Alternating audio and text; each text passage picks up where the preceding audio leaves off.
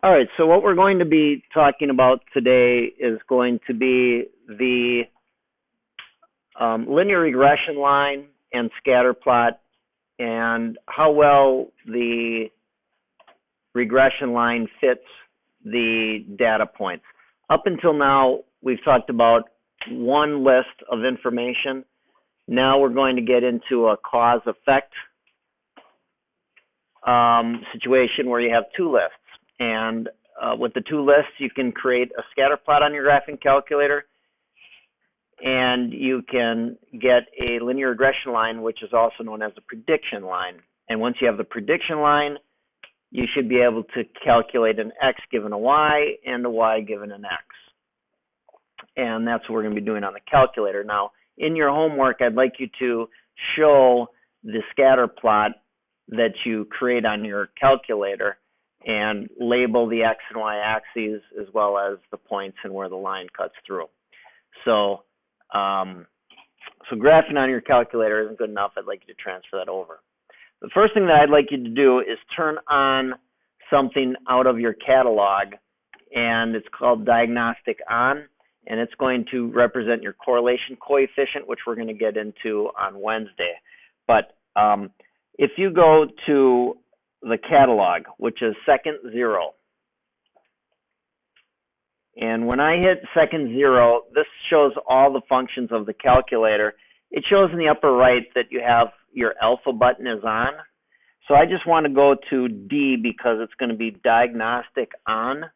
So when I hit D, I'm now going to go through and turn on the diagnostic on. I know that doesn't make sense, but I want everyone to have this, and all you have to do is one time, and then your calculator will always have it. So when you go to diagnostic on, you hit enter, and then hit enter one more time, and then it will be always turned on.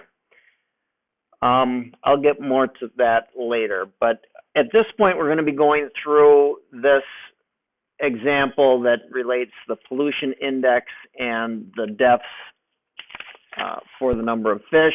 This is your explanatory variable. This is your response variable.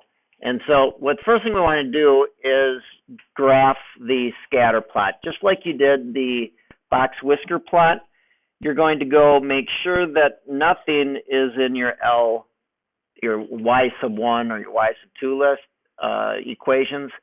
And then you're going to want to go and you're going to turn your plot on.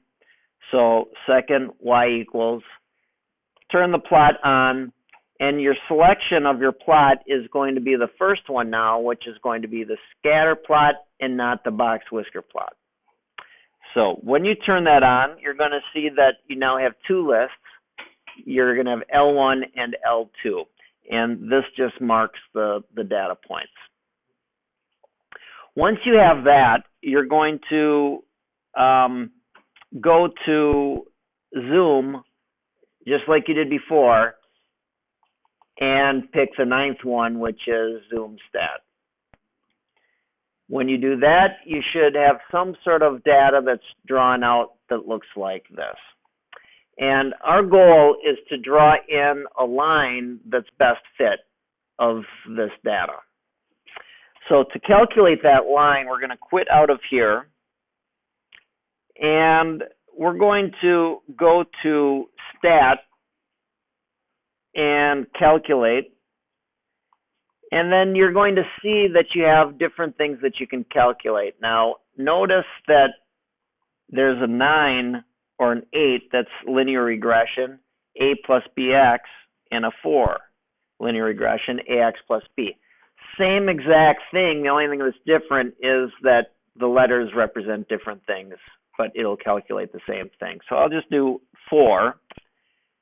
And the default is L1, L2, but I want to reinforce that with L1, comma, L2, just because in the future you're probably going to have different ones that you have to put in there.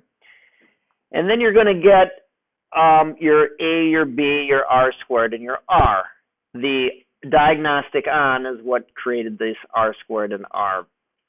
And so you're going to have this equation, and now this is the regression equation, And what we want to do is actually put that into my y equals, and I can let the calculator put the exact values in to the y equals. Okay, so how do you do that? How do you get the calculator to put this information in without approximating? And this is a list of steps that I think don't make a lot of sense compared to in the past. In the past, you could kind of find the menu and find the command. But the first thing that you have to do is go to the y equals and say, I want to put that information right there. Then what you want to do is go to vars. We haven't had a lot of work with this vars, but it represents variables. Select a variable that you want to insert in, is what it's saying. So when I go to vars, I'm going to go down to statistics because that's what I just created.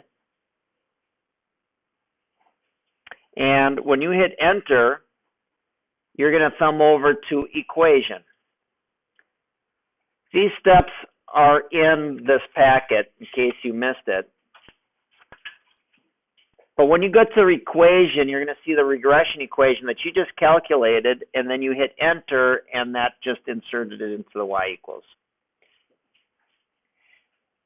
as precisely as possible. And now when you go to your graph, you're going to see that that line is going to split those points. And you can see how well that prediction line fits between those points as well. This would be considered a high correlation, and it would be considered a positive correlation. It's high because it's closely matched, and it's positive because it's rising to the upper right. It's like slope. Then what we can do is answer the questions on our graphing calculator. So one question is going to be, what's the meaning of the slope to this model? And when you ever have a question of slope, I think it's easier just to think about slope is change in y over change in x.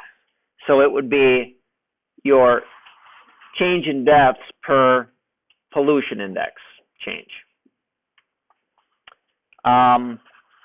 Next, what's the equation? The equation is the same equation that you transferred over into the y equals, and we can round to the nearest hundredths. So it would be, for example, 9.61x plus 111.96 for that equation. The next two questions involve predicting what your y is for an x and what your x is for your y. So I want to go to the graph, and I want to be able to predict off of this line. Now, the first question, letter D, is predict the number of dead fish of pollution for pollution index of 10, meaning if your x is 10, what's your y? Now, when you do that, you could go to trace, but that can be inaccurate because it can jump over it. So I don't really like using the trace button. You could put 10 in for your x manually and then calculate it out on the equation, or you could let the calculator calculate it. And the way the calculator can calculate it is if you go to second, calculate, that would make sense. And the very first one is zero. Is value. And value is what is the value for x. That's what that means.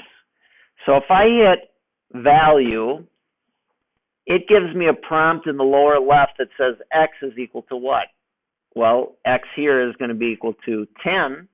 So I'm just going to type in 10, and when I hit enter, I'm going to see that the value, the result, the response variable is 208.03. So you could say there's about 208 dead fish from that population pollution index.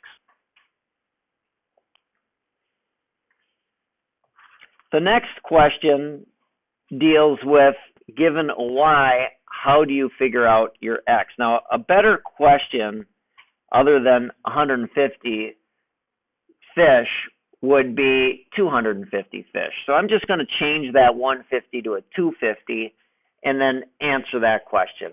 So when I do this, I'm going to see in my data that there isn't really 250. So I'm probably going to have to change my windows to get to that point. So when I go to the window, I'm going to see that the Y max is only 226. So I want to bump that up to about 275. And I would say the X max I would want to bump up as well, 20, because both of those need to be adjusted for what I want. Then when you graph it, it's going to give you more space to find your X given your Y. Now, when you do this, you can, if you're given your Y, you can go to the Y equals and then type in your Y, 250. When you type in 250 and graph it, it's a horizontal line, and it's basically saying where these two intersect, that's the X at which your Y is 250. So I'm going to go to second calculate again, and instead of value, I'm going to go down to intersect. When I hit intersect, this is where I have to hit the enter button 3 times. The first curve, it's showing me it's on that curve. I hit enter. It jumps up to the second one. I'm going to want to hit enter to mark that one. And then the command is guess, which just means put it close to the intersection, hit enter. And then what this is saying is for 250 dead fish, the pollution index must have been 14.39. So we did a couple things here. We drew a scatter plot. We drew a regression line. We used the regression line, which is the prediction line, to come up with your Y or your X, depending upon what was given. The next unit is going to be on how closely the line fits the data points, and we're going to have a measure on that, and that measure is going to be your R squared and your R, which represents the correlation coefficient. So that's what we're going to be working on next.